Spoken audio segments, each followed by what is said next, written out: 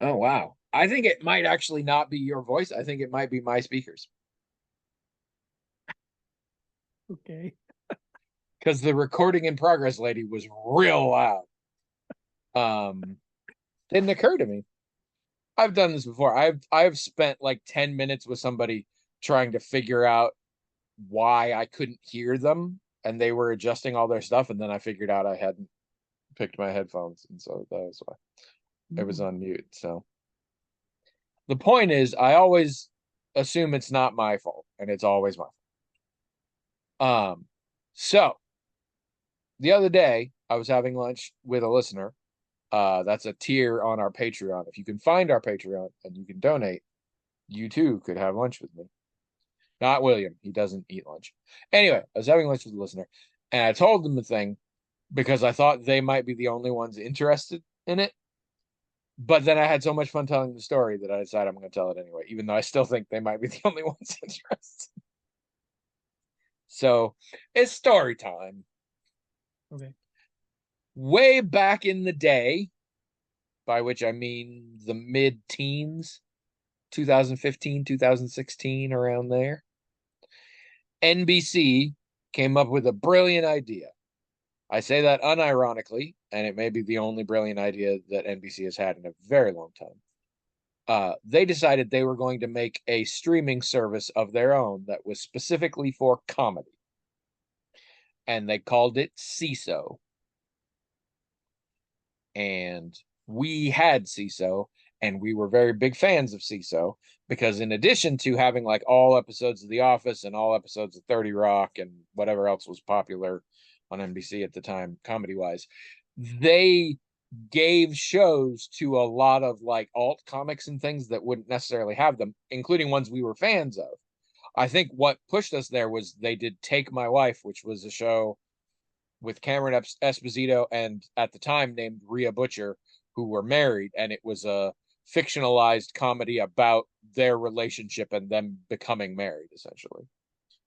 And we really liked that. And then there was also a show on there called Thing Maker that was basically a parody show of creative incubator companies.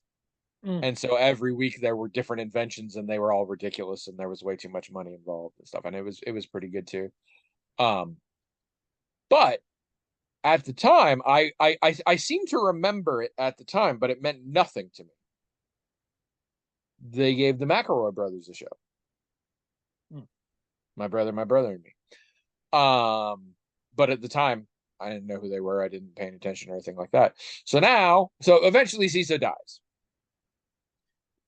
Surprisingly quick, actually. maybe lasted 2 years. Maybe I don't know. And obviously the things that were already popular on there just went other places that are popular, but all the original stuff just scattered to the winds.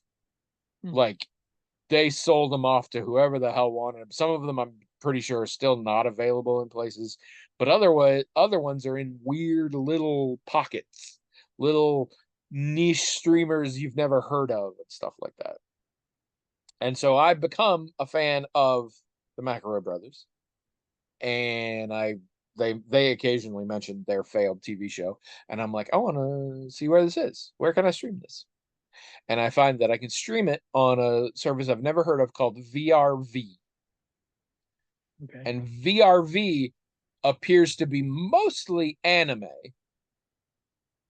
and but also just other little dinky shows, including a couple of different CISO ones that I recognized.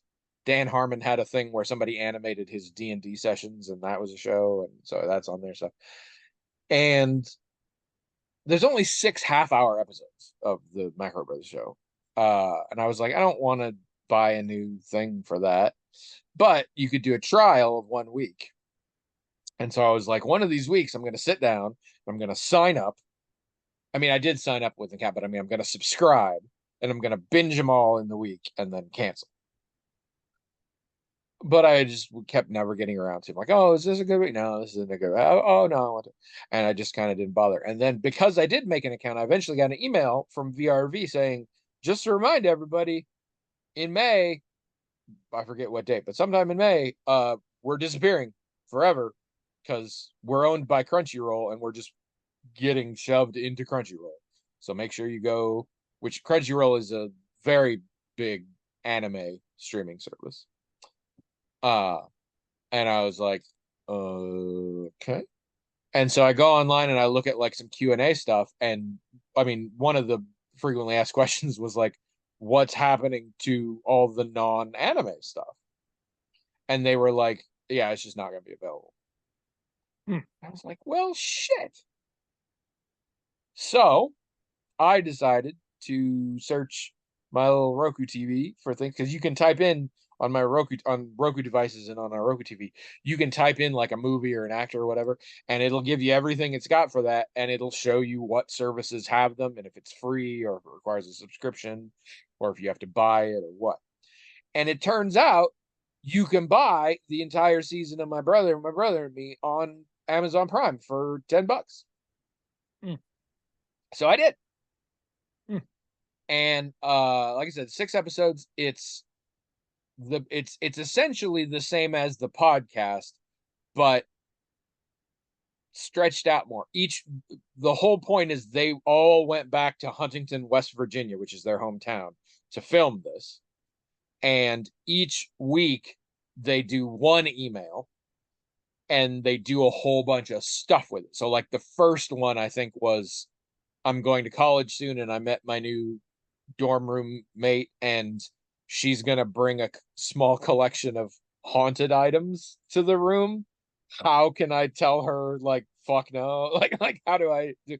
So they got an empty dorm room in the local university that's there and they decorated everything, and then they went to the antique shop and talked to the local antique people about trying to find haunted items, and then they put them in the thing, and then they got like, so they just do a whole bunch of things in town.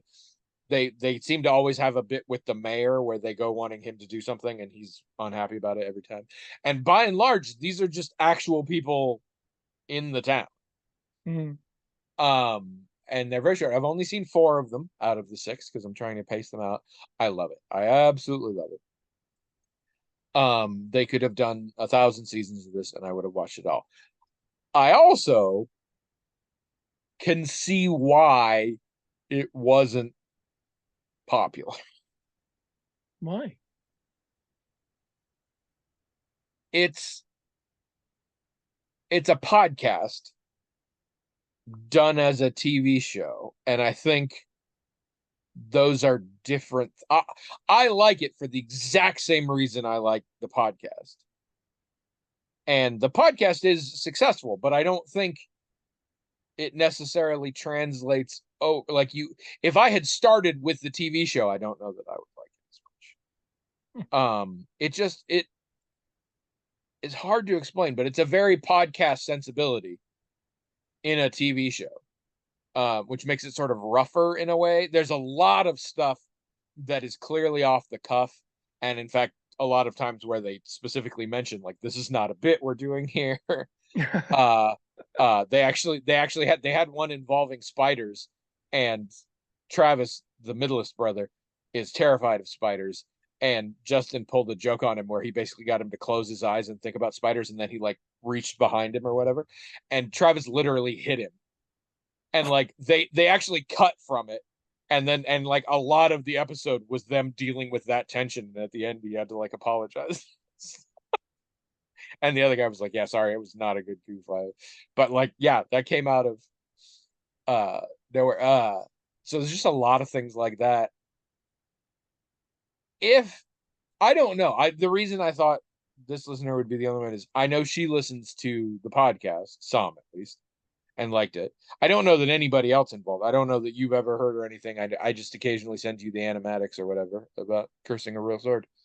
I think if you like My Brother and Me, the podcast, you will like I cannot imagine somebody liking one of these things and not the other. So if you're out there and you do like it, My Brother and Me, and are willing to spend $10 to see 6 episodes of a TV show, I highly recommend it. Okay. Hello, everyone. Welcome to Magical Talking Hat podcast, the only podcast in the world that started as a Spin Doctors cover band, and here we are. Tony, And I'm William, and this is episode 634. 634. I have no idea. Is it? Pretty sure. We had a 633? How was it? Was it any good? I didn't listen to it. Me neither. If a podcast is recorded in the woods. All right. For those of you just joining us for the first time, here's how this works. We have a hat. It is magical in that it has its own email address, themagicaltalkinghat@gmail.com. And people write into that email address, themagicaltalkinghat@gmail.com, with whatever the crap they want, questions, topics, diatribes, whatever. The hat magically just forwards us the emails. And then we read them on the air and talk about them, and that's it. And people did respond. I pulled a Jeb Bush when posting the first of our last two-parters. I don't know if you remember, one of the famous gaffes of Jeb Bush when he was running for president is he made a speech that was filmed, and at the end nobody applauded, and so he just said, "Please clap," and they all clapped. So when I posted the podcast to Facebook, the little comment I put it, I said, "Please email." And they did.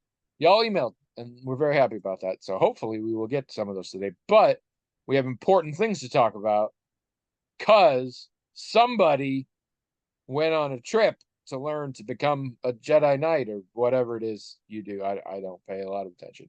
But you went to a city and did some things. Yeah, I mean, I love how you had to pause to make sure it was accurate to say that you went to a city and did some things. I mean, which one of those were you not positive on? Neither one. Technically, I was in St. Charles. I never really got into Chicago, technically. And St. Charles is not a city? I mean, I guess. And I didn't really do anything out. I mean, I did leave the facility one time, but not to go anywhere. I didn't leave the grounds. I went outside with some people who were doing some things, and then I went right back inside. I spent most of the time just inside this facility that was, I didn't really see any sights or do anything fun. I didn't say fun things, just things. Unless you were just asleep the whole time. I mean, the stuff I did do was interesting. I would say it was fun, but it wasn't. I mean, when people think of you going to a city and doing things, they don't think of you just sitting in a classroom or doing homework at night or whatever it is you do. Tell us in the blog or on the YouTube comments here what you think of when you think of someone going to a city and doing things. While William tells us how his trip was, and we can see if it's applicable. So how was it? I'm just saying it. I'm not putting any greater label on it, just to be safe. No, it was very good. I mean, you remember the last time I thought it was I do. And you gushed about it for a half hour, which is why I'm giving you this platform right now, because I assume, again, you're just going to be super into it. I mean, I would say that this time was even more extraordinary than the first time, but I have difficulty talking about it. Because, first of all, most of the things that happened involve, specific people who I don't know if I feel comfortable just talking about. But also, sometimes when something really awesome happens, you stop and think to yourself, did that really happen? Am I reading this right? Is this something that is really as awesome as all that? Or, is this just wishful thinking on my part or whatever? But I mean, it's not, I'm pretty sure they happened, but it's hard for me to think of a way to talk about it that isn't like just like what I have been right now, is sort of halting. Like I have to stop and go, wait a minute, what am I really I saying? What am I really talking about here? I love this because I'm gonna go ahead and assume this is just you skirting around the issue that you got laid. And since you're not gonna tell us, you can't disprove that, so I win. Mhm. Okay. No, I'm it's not just smiling anymore. My tongue is stuck. oh, Sorry, I, if it looks mocking. I mean, I guess a way to summarize it is just, when you go for a school related thing, you want things to go well. You want your interactions to go well. You want the people you meet to, seem like they appreciate you being there. They like you, or they get something out of you being there, and vice versa. You want to get something out of being there, obviously. And, it's just, I've done things like this my whole life, and some have been really horrible. Some of them have been pretty good. Um, but I mean, I don't think it's typical for me for them to be, again, what I would call extraordinary. And so it's kind of a big deal. I'm used to things being, um, you know, just, I don't know. I really don't know how to put it into words. Now, I feel like there are two aspects to a thing like this. There is the educational aspect and what you learned and the perspective you gained and the epiphanies you had in the moment doing exercises and discussions and things like that. And then there is the broader social thing of just getting to hang out with people and maybe meeting people and cool things when you're not doing actual schoolwork or whatever. To what is this sense of pleasant awe? Which side does it fall on, was it both? It was all of it. Nice. I mean, part of it is getting a certain kind of feedback, a certain kind of positive feedback that I'm just not used. You I'm don't not get used that to. enough from me? I'm not used to getting that kind of feedback from people other than like Abby's very supportive, and she always has nice things to say, and I don't dismiss that at all. I know some people, oh, you're biased or whatever. I don't. Abby's an honest person. She says that something's really good or going well, I trust her and I believe her. But Whenever Abby tells me good stuff, I do not believe her. I think she's just trying to spare my feelings. but for the most part, outside of Abby, I'm not used to getting overwhelmingly positive feedback from people, and so it's I don't always know how to process it. So I guess that's part of it. That's part of it. So on this occasion, you got some really positive feedback. Yeah, I'd say so. I'd call it that. Yeah. And yeah. And I mean, I'm glad. I mean, that's good, right? That's what you go to do something and people I say, don't hey, know. It's never happened to me. that's not true. That's not true. You go somewhere and you try something and people are like, wow, that was, great. And you stop and go, it's great. Really?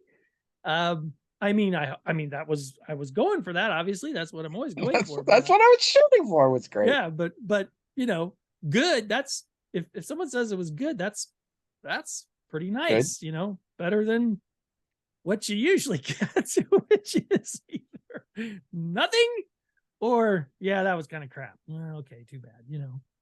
But yeah, it's like, oh, that's you know, I don't even know what to say to that.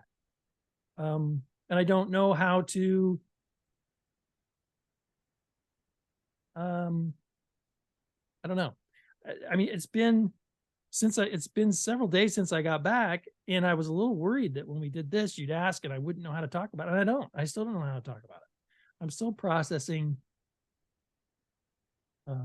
what it really means. And maybe I won't have it figured out for a long time. I mean, part of it too is this is just the first, this is the 5th week of a 10-week quarter, right? And so Yeah. I had to get right back and start doing things. Actually, I was ill on Tuesday, so I couldn't do anything. But and so I lost a day. So I really had to book it yesterday, and I've been working today. So I haven't really had a lot of time just to sit and reflect on it either. So that's part of it. But I mean, overall, I'm sure it's a good thing. I'm not complaining about it. I'm a little surprised at my reaction, I guess, because you'd think if you go to do something and it goes, say better than you expected. I guess it went better than I expected. Maybe that's what I mean to say. That you would just sort of think, oh, great, and then you just go on with building off of that or whatever. But it's really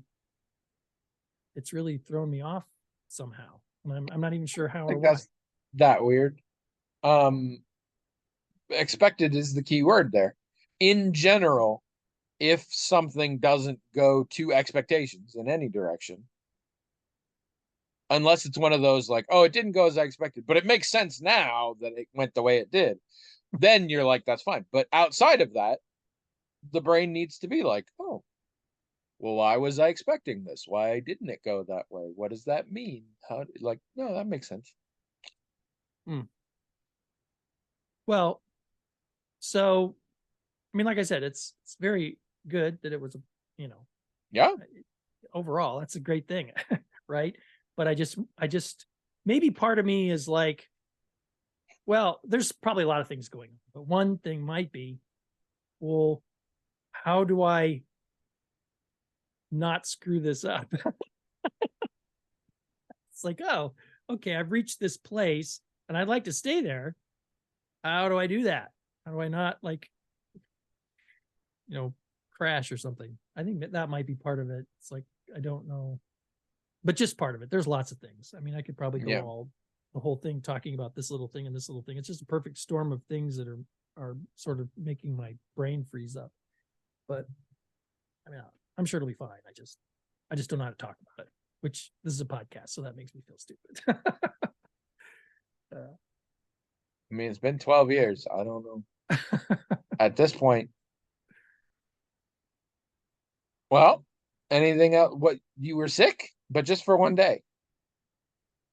Well, so it, I get migraines, and Oh, yeah. most of the time, if it's going to be really severe and cause a real problem, it's still only going to be like 24 hours, or 12 hours, or whatever.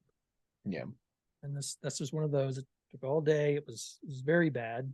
I had to cancel an appointment I had, and everything was not good. But I felt better by yesterday, and it was fine. We got a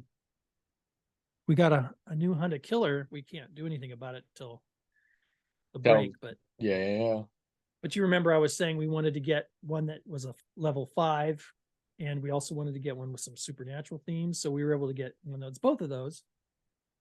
And so we'll be able to play that at the break, and I'll be able to tell you all about it. You're going to open it up, and it's literally just going to be a set of GPS coordinates because it's level 5. So it's much harder. And we've been watching, Ted Lasso and stuff. You're waiting for it to be done before you watch it? No, well, I mean, yeah, but that's not really what I'm waiting at. I'm gonna rewatch the first 2. Oh. And I'm very worried. I am not worried that the quality will not be as good. I am not worried about that. It would be really weird. And I'm assuming you're watching it, the quality is as good. To me. Yeah.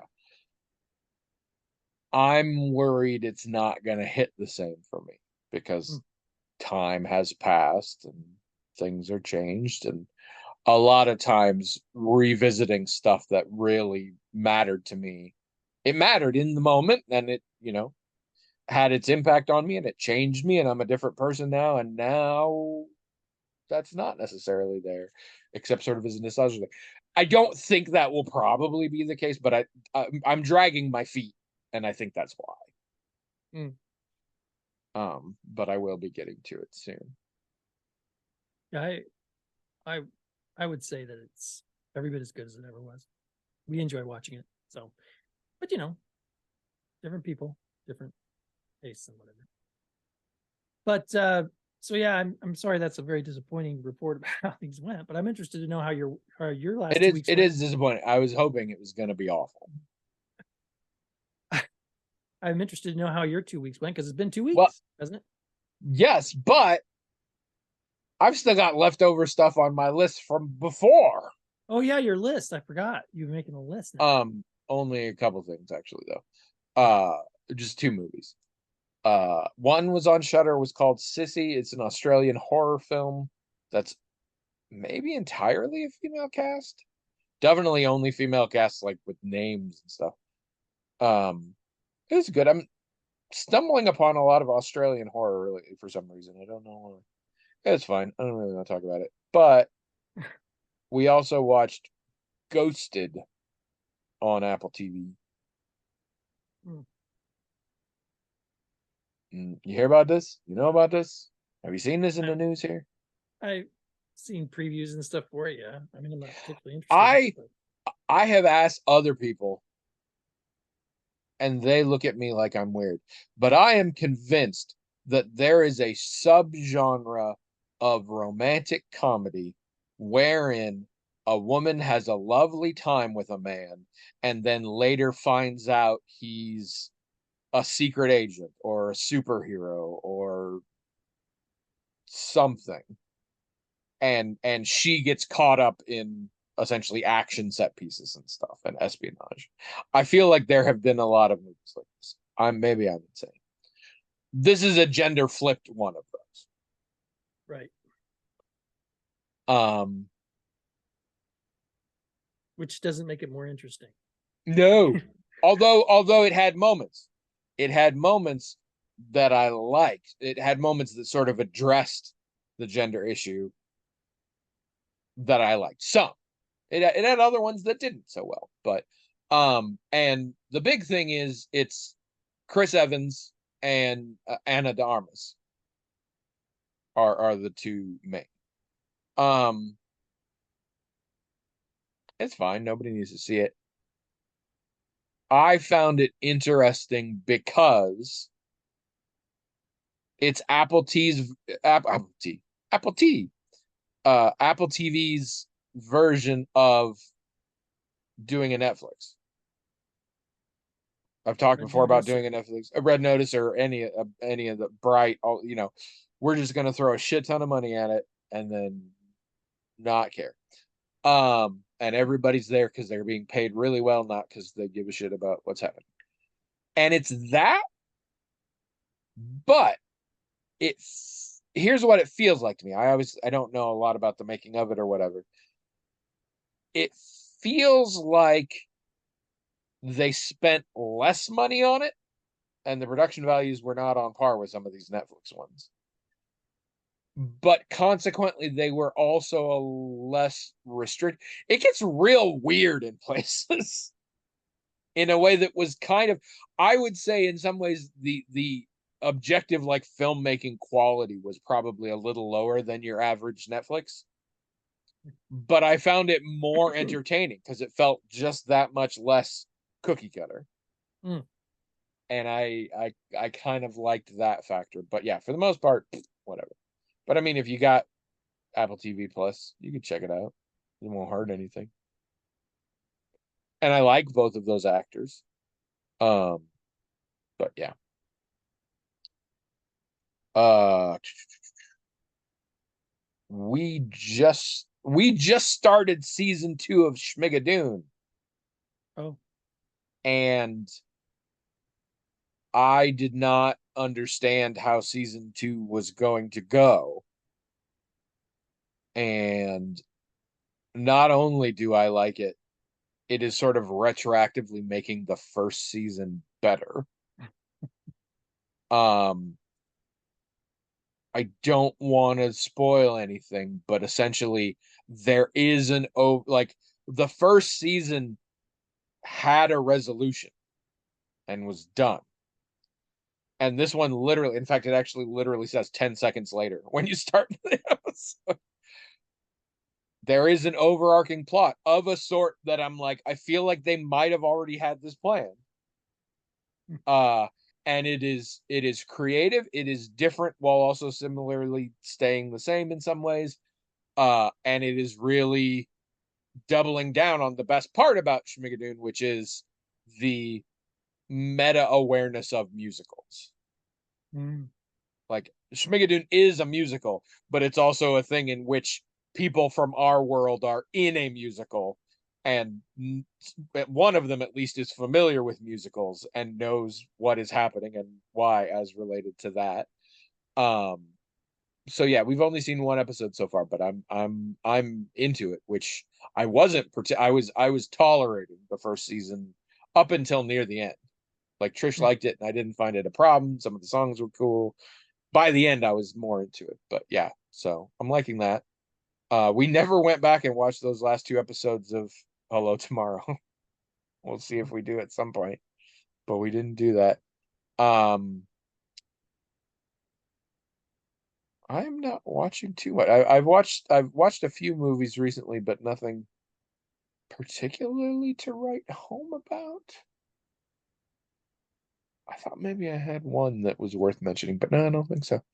Also, my wife has suddenly gotten into Pokemon Go Really? I didn't even know while that was she, still a thing.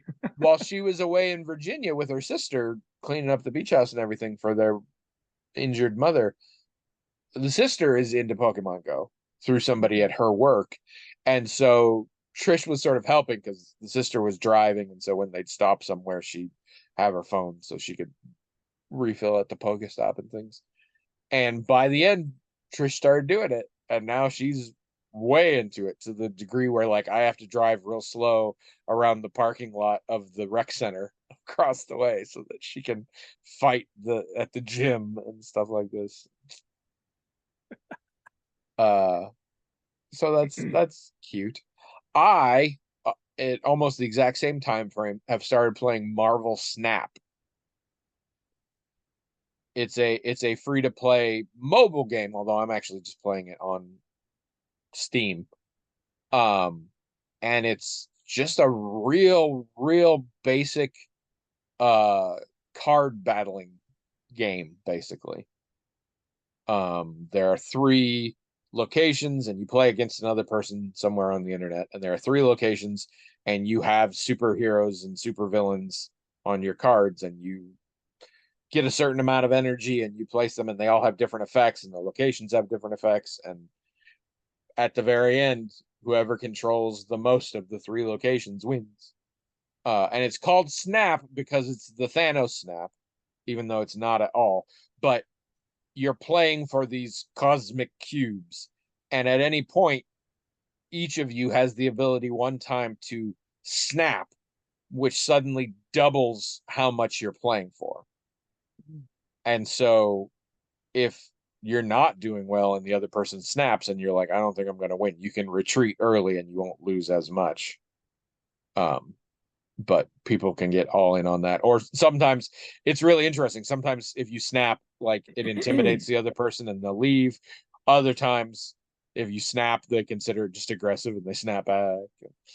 Uh, but it's fun. It's interesting enough that it doesn't feel boring, but it's simple enough that I can like watch TV while I'm doing it. But it's kind of fun. I don't know if I'll stick with it for a real long time, but I kind of like that. But yeah, there hasn't been a ton of stuff going on.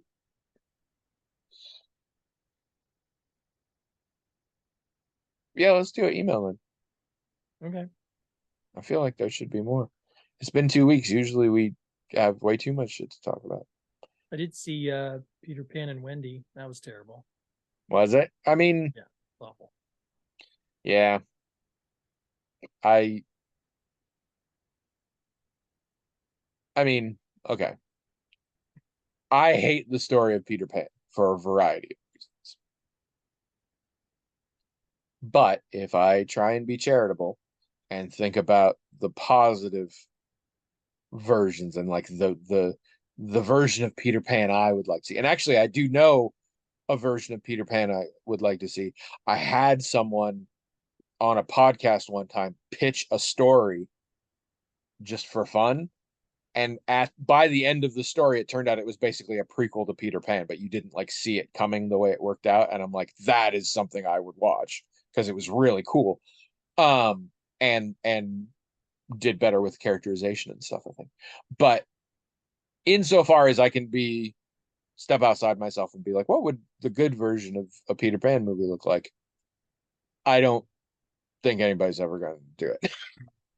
Like the way I come to the decision that the next Peter Pan movie is probably going to be bad is when I hear that there's going to be another Peter Pan movie. I do not think we as a species are any longer, if we ever were, capable of making a good Peter Pan Mm. but Oh well. but I'm still disappointed. There's still a little part of me that hopes because there is something you can, but it's like Pinocchio. I also don't think you can do a good Pinocchio. Mm. But to be fair, I think Pinocchio is super fucked up. I actually recently just got to watch the video all about the 2000 TV movie musical of Pinocchio called Geppetto, starring in the titular role Drew Carey. Huh. And starring as Stromboli the villain, Brent Spiner. And starring as the Blue Fairy, who has a much larger role in this version, Julia Louis-Dreyfus. Weird as hell. It's not on Disney Plus. Um, that is a shame though. There are a few things that are showing up that we could watch digitally, and if we wanted to, they're like still in theaters, but it would cost like the new Renfield movie. Trish wants to see John Wick 4. I think there's something else that we could do, but it's not enough for us to bother with that. Oh, by the way, apropos of nothing, because I don't even remember how long it was ago, because remember I was doing a lot of weed for a while. David, if you're listening, yes, American Born Chinese was the trailer I was talking about that I had seen. Remember I said I saw a thing that looked a little bit like Shang-Chi mixed with Everything Everywhere All at Once, and it was a new Disney series that Yeah. had nothing to do with Marvel. It's called American Born Chinese. Oh. So David had emailed when I talked about it before, and I said, he says, "Is it this?" And it was a link to that. So the other day I was going through my email. I'm like, "Wow, David did this a long time ago, and I never said anything." So yes, David, that is what it was. Good catch. All right, make it with the email. All right. Jazz. Jazz. We call her all that jazz. The subject line is imperfect characters. I wouldn't know anything about those.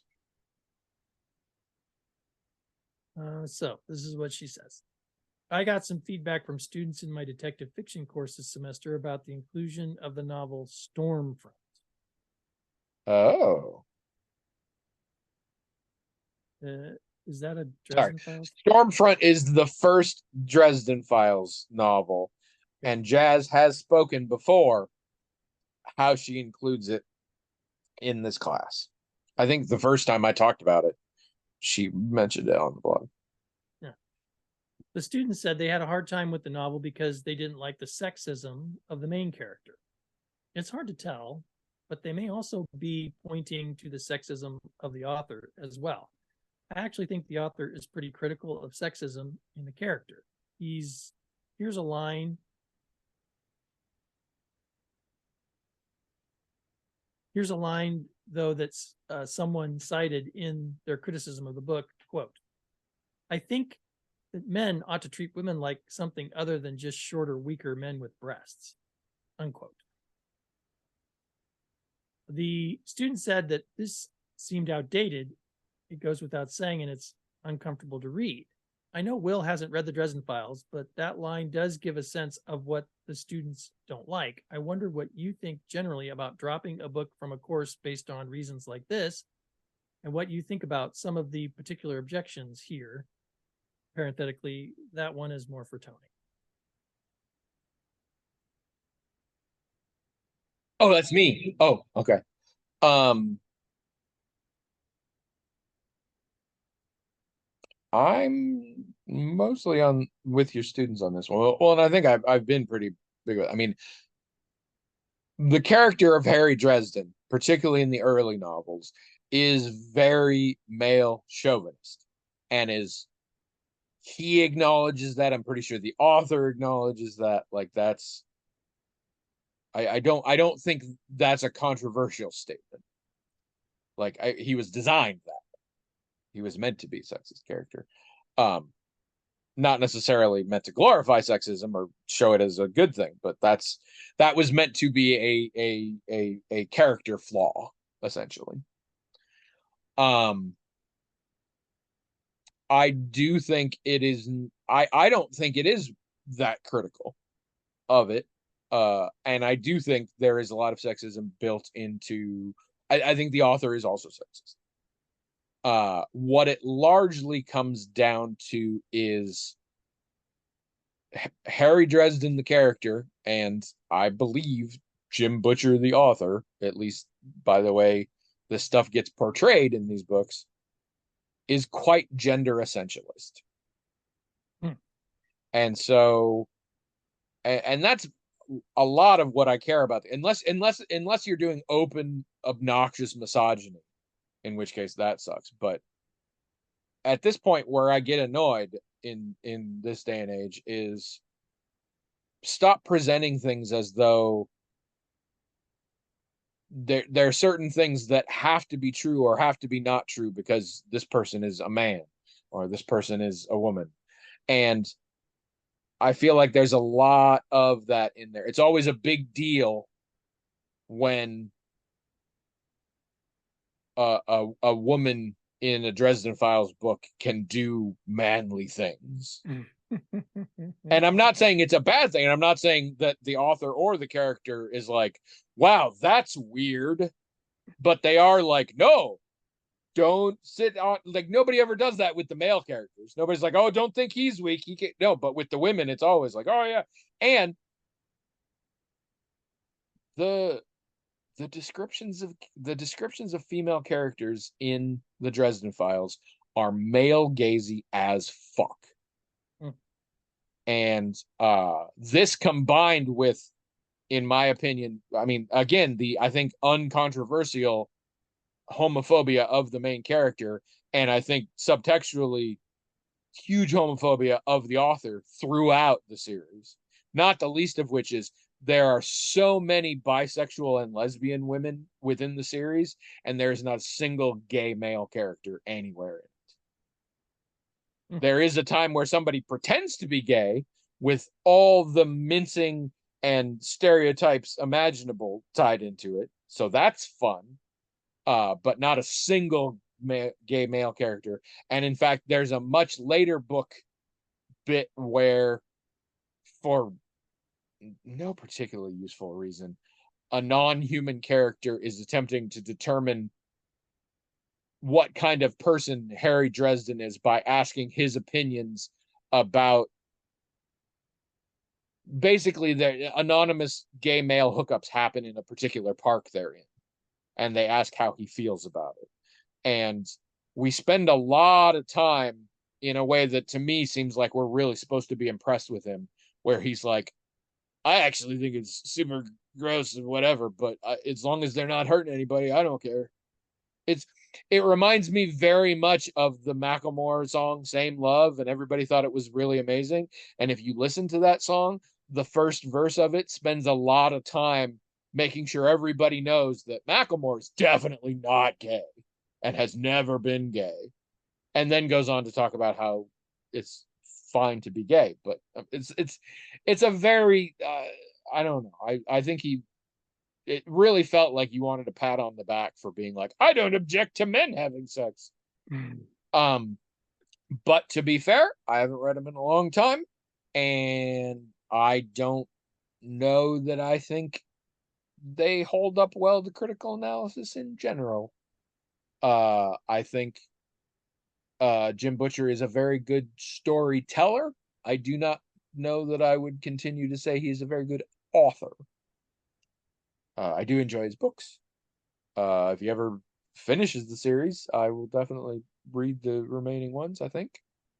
But yeah, but I also haven't set foot in literary critique in forever. So I mean, I very much would defer to Jazz's opinion on this. Let's talk about whether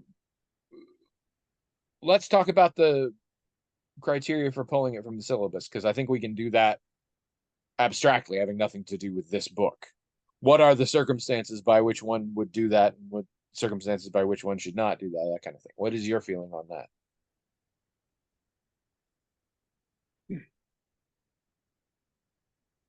Well, I mean, I think of two things. One, there's a purpose that the book is in the syllabus, and if that purpose is still being served, then don't drop it. I mean, That makes sense. just about any piece of art's gonna, I mean, you know, is gonna provoke many things, and some people might be provoked in a negative way, but that's, you know, there are lots of people these days who are pointing out that if you expect when you're going to go to college that you're not going to experience ideas you don't like or be provoked, maybe college isn't for you. So that's one part. If it's serving that purpose, then keep it. On the other hand, and this almost contradicts what I just said, if you think that the provocativeness of this thing is distracting from what you're trying to do, then by all means switch it with something else. I mean, on one hand, I think we need to give college.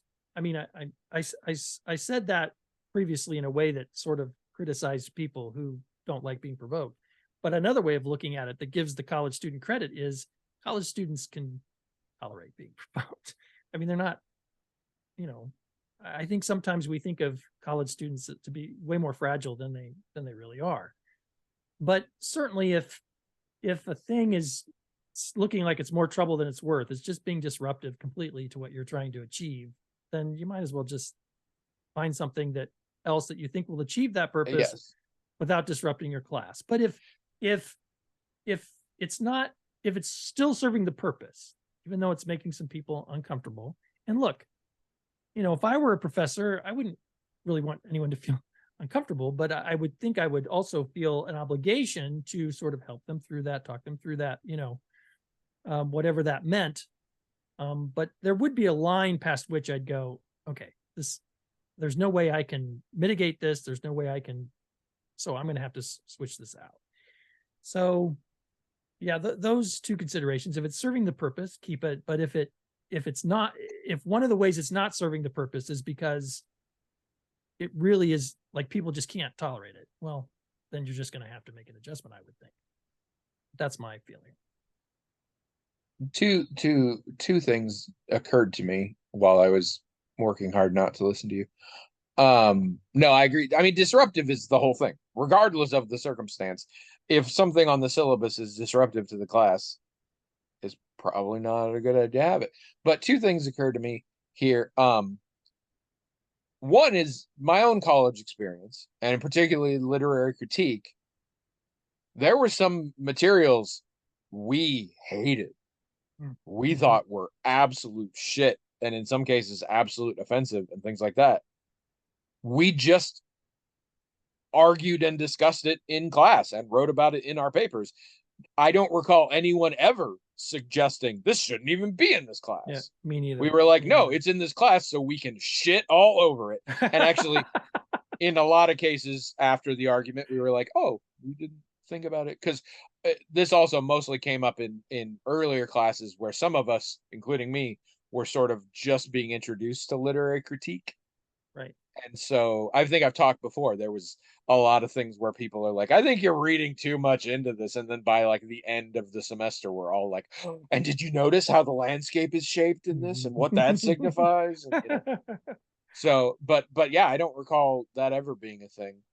But I don't the either. other one that hit me real hard upside the head. This is a course on detective fiction. This cannot be the only instance in which people are discussing / bothered by sexism. Yeah, I that would be mean, surprising, wouldn't it? I mean, I do not believe the statement I am about to say. However, if someone else came to me and said, I think sexism is an integral part of detective fiction, I would not be shocked by that viewpoint. I don't feel it is integral, but like just from like data sampling, I'd be like, I can see how you would get there. So what's up with that? Like this can't be the only place that comes up unless I mean, maybe I mean again, defer to Jazz on this. Maybe the rest of the syllabus is curated in such a way that it's not a thing, but Well, I don't know. I mean, when I've talked to Jazz about these topics before, because I've always been interested in her work and stuff, often they're very interesting gender issues in what she's presenting. I mean, like, not just sexism or misogyny as interesting as those things might be by themselves, but things like how is femininity in general regarded? Why, what are we saying about, the prevalence of female victims, and what are we saying about the female body and what that represents? These are very interesting things. And I think they say not just some interesting things about the works and the time in which they were written, which that's interesting enough. I mean, that by itself is fascinating, but it circles back and it says a lot about the person who's reading it. It says some things about our times today. And, I'm sure a lot of people who just go to, because I had the same experience you had when I was first introduced to critical theories of various kinds. I'd never done that before. I'd never considered that before. And it took some time to really get used to, I get why this is valuable. And there's probably these kids aren't used to this kind of thinking and whatever. And there's probably some great insights they can gain into several for insights about themselves, insights about the society they're living in, insights about how to read literature in a different way, right? I mean, because just because they don't like this book or they think it's outdated or whatever, they're still learning how to think about reading and how to think about what they're reading. And that's important. So there's just so many levels here that are valuable. And, I've always, when Jazz has shared the lessons that she's using and the material she's using and the syllabus, and sometimes she's even allowed me to watch some of the taped lectures or whatever. It's always fascinating, endlessly fascinating. And it's not the fact that maybe something in a story is personally offensive would seem to me if I were a student, would seems like such a small part of a bigger thing that's so interesting. And like you, I remember people being offended by stuff we were reading, but I can't recall one time anyone ever saying this shouldn't be in the curriculum. I mean, I have been very vocal, even back. My view on the Dresden Files books has changed over the years. It's worth noting this book is also a lot older now, so there's a dating issue here. But I have always been very open about the fact that the worst character in the Dresden Files series is Harry Dresden, in my opinion.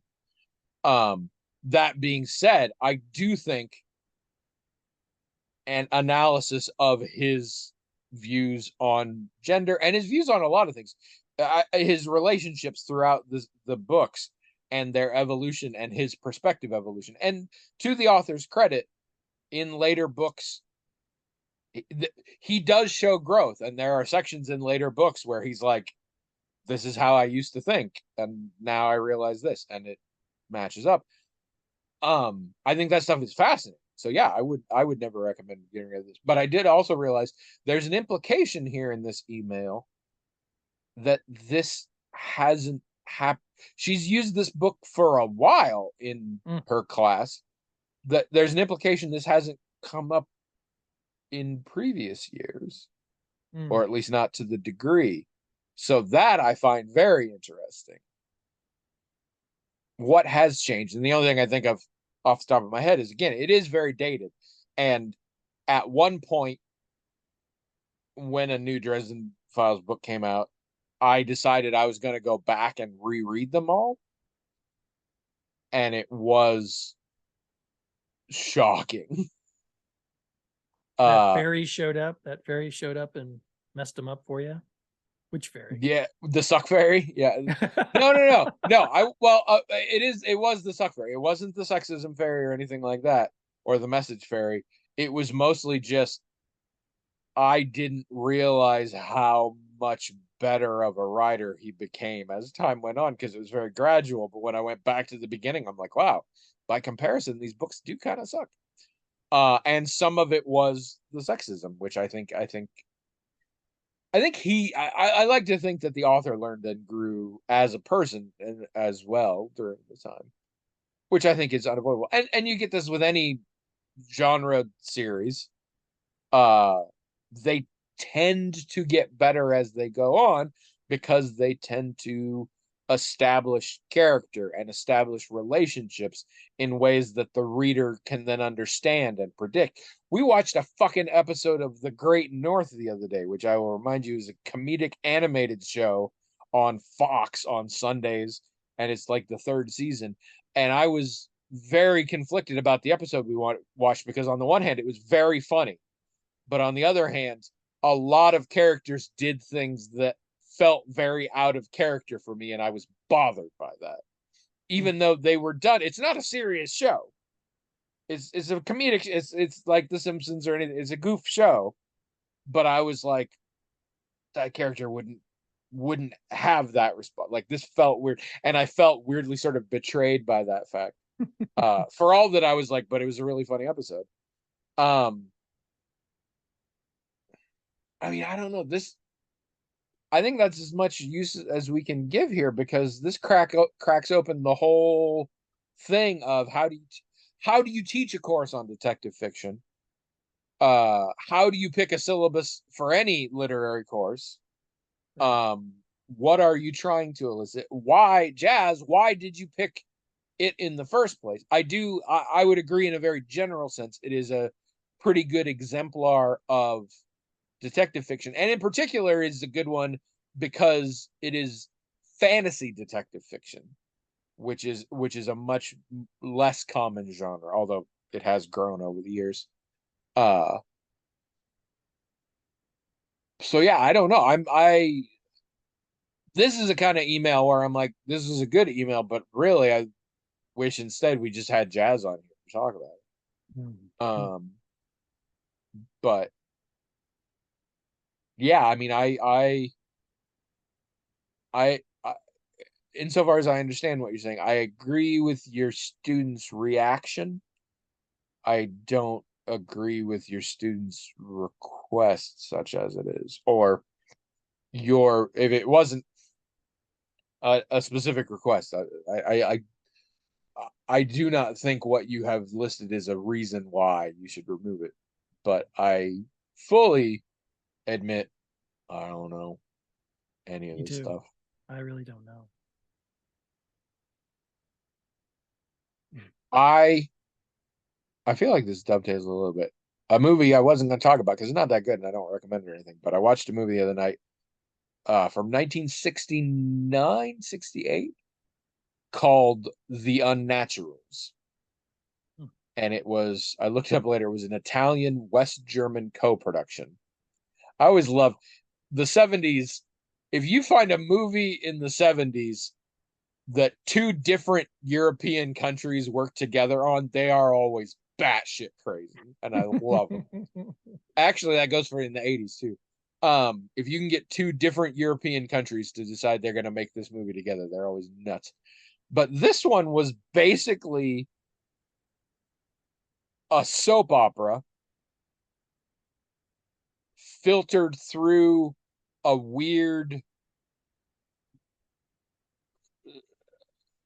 filtered through the old thing of it's a stormy night and the car breaks down and we have to go to this house and there are people who live there and one of them knows supernatural stuff and we have a seance and then we learn like but and in fact it kept flashing back and forth between earlier things and stuff like this.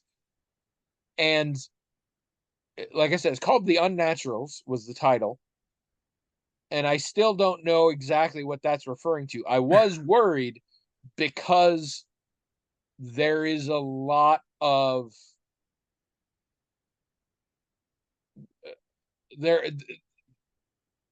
lesbianism features prominently in it, not as a plot point per se, but it is a thing. And the way some of the characters were portrayed, and I mean, this is a whole classic. Homosexuals have always been treated, were always portrayed horribly in old movies, but in this, I was worried that they were doing like, oh, is that what they mean by unnatural? I hope not, but I don't think it was. Mm. But I have so many like I for all that this movie wasn't great, I was entertained, but it's not a good movie. There's so many layers that I'm like, what were they? There are so many things that I'm like, what did you mean by doing it that way? Because yeah, it basically turns out that the the people in the old house are maybe already dead. I think it might be ghosts, and everybody gets killed for their transgressions. But the transgressions very wild. Mm. Uh, everybody I think involved is guilty of having an affair, but like they all are cheating on each other, and they all kind of know it. So I'm Mm. like, is that really a crime? And everybody dies for these things. Meanwhile, some of them murdered people in cold blood and framed other people for it or convinced other people they did it in some cases, or some people assaulted people sexual and other like, and other people killed someone in straight up self-defense. I'm like, these don't all seem, and again, the lesbianism thing ties in because some of the women seem to be bisexual and some of them are in marriages to men that are clearly just shams, and we get some women who try and blackmail other women into lesbianism, which is just a dumb thing they used to do in old movies and do in current movies too. But I found myself going like, what? It's very thought provoking, just in a sort of what were they thinking kind of way, but not like, I don't mean that obnoxiously. I'm like, genuinely, what were they thinking?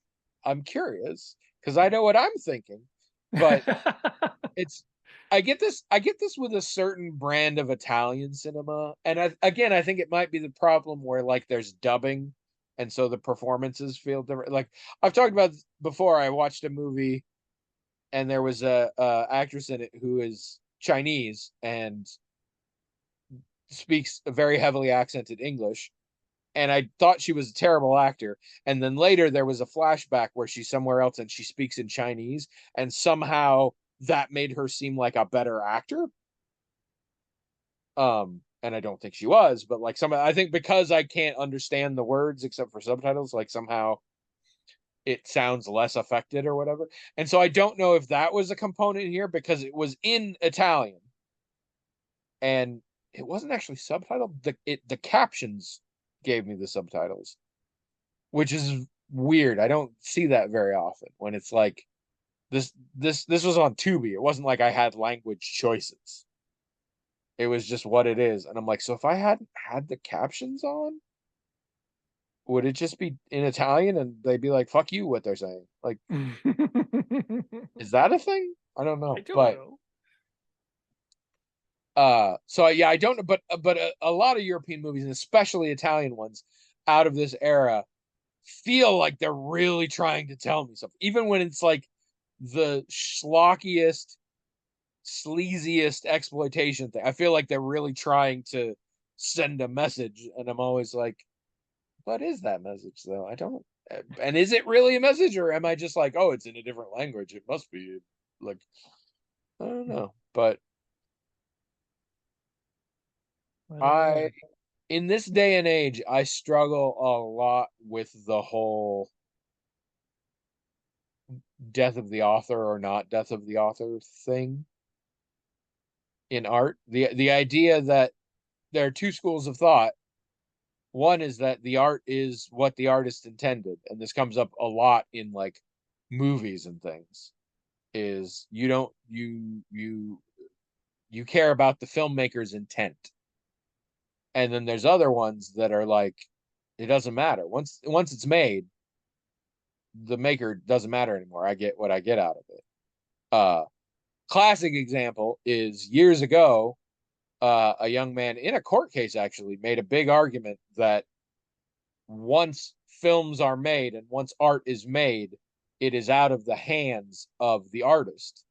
And now it is out in the world, and the artist has no more control over it or what people think of it. And there is no right interpretation. Everybody gets to interpret it the way they are, and it just is.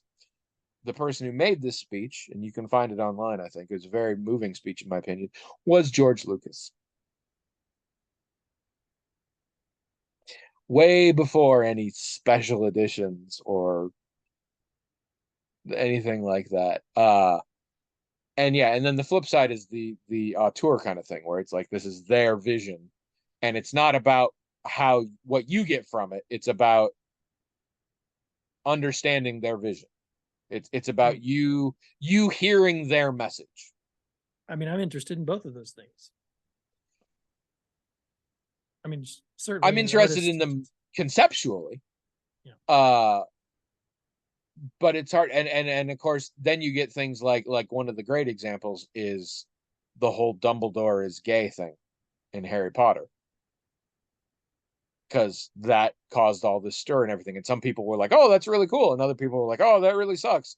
And then a lot of people were like, "There's nothing about it in the book, so just because the author later said, 'Oh yeah, that's true,' doesn't change what's in the book." Mm-mm. And it's Ridley Scott and Blade Runner is a great example of this. There are like 18 different cuts of Blade Runner, and there is a constant discussion as to whether or not the main character is a human or a replicant. And there are entire swaths of the internet dedicated to arguing this point. And it is a fascinating debate. It is fun to analyze and be like, oh, does this suggest this? Or it ceases to be fun when people are like, there's a right answer. Mm. And the problem is Ridley Scott years ago not only edited new versions to better get what he wanted across, but has come out and said his opinion on that. Just he said, no, it's this way. And some people were like, yes, I'm right. And other people were like, wow, so now that movie's kind of ruined for me.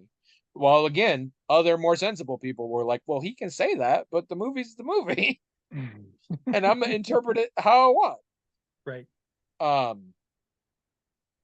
I am mostly death of the author these days. I think just because there are too many works of art in the world that I really love, done by people who I really don't like. Mm. And I find that uncomfortable. And the best way I have found to deal with that is to sort of separate them.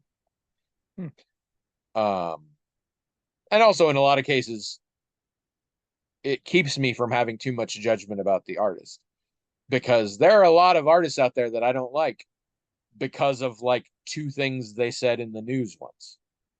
That doesn't give me a sense of what kind of people they are any more than consuming their art does. Yeah. Like we all want to believe that our favorite actors are really cool people.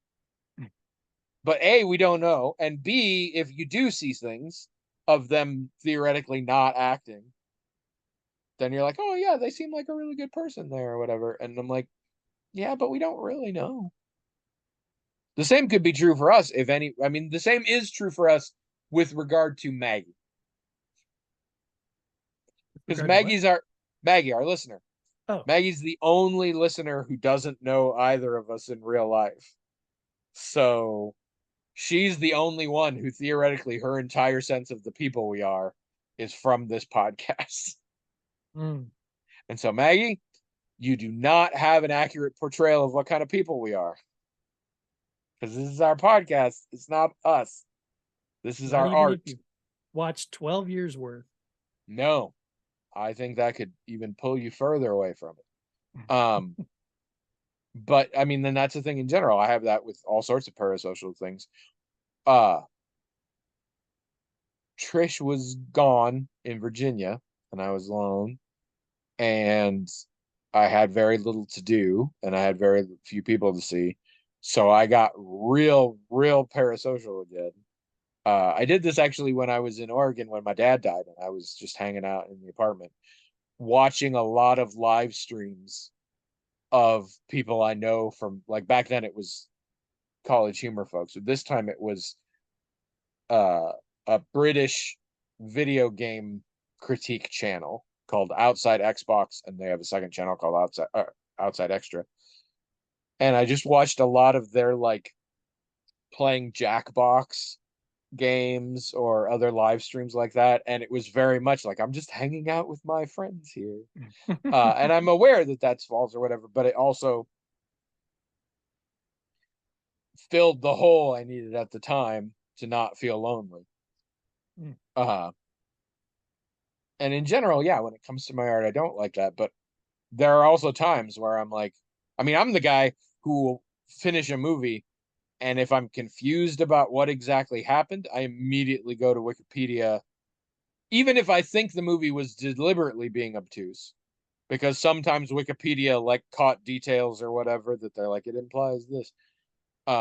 So I'm already full of shit, but in general, I think we would all be better off if we would sort of discount, treat the art as a self-contained thing, and discount anything we might know about the person who made it or the people who made it or their particular intentions. But easier said than done. If you'd like us to be as incredibly insightful and helpful with your emails, please write in themagicaltalkinghat@gmail.com. And if you'd like to see more stuff from us, go to aethertheater.com or go to smashwords.com. And if you go there, go look up Anthony K. Parsons or the word Oddwings, ODDWINGS. Read my book. At Aether Theater, you can see my movie and also some things William did. I don't remember what those are. Also participate in this conversation. Go to the blog, themagicaltalkinghat.com, or just comment on YouTube if you're watching this on YouTube. Tell us your thoughts on this. I in particular gave a lot of opinions today. Do you agree that I gave a lot of opinions? No. That's the blog just full of no, you didn't. uh I'll leave you all with this bit of wisdom that I recently acquired to spare some of you the difficulty of having to do it. If you eat nacho cheese Doritos and then shortly after that eat Lemonheads candy, you will find that your burps taste like Fruit Loops. I think it's the corn, because the Fruit Loops would be made of corn, and then the citric acid, but I don't know. Sure, But yeah.